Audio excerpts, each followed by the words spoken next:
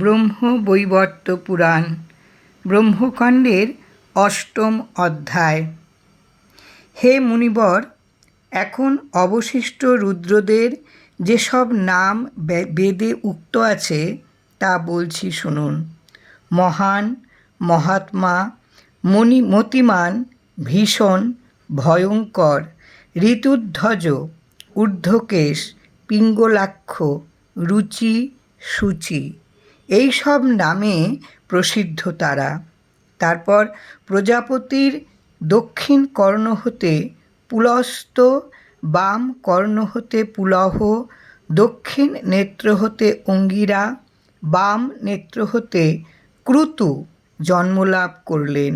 আবার তার নাসিকা হতে অরুণী, মুখ হতে অঙ্গিরা, বাম পার্শ্ব হতে ভৃগু এবং দক্ষিণ পার্শ্ব হতে দক্ষের উৎপত্তি হয়।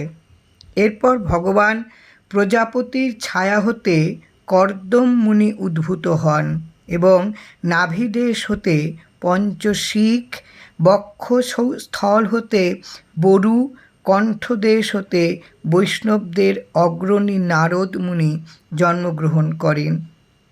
পরে বিধাতার স্কন্ধদেশ হতে মরীচি, গলদেশ হতে অপান্তরতম, রসনাগ্র হতে বশিষ্ঠ এবং অধরষ্ট হতে প্রচেতা জন্মগ্রহণ করেন।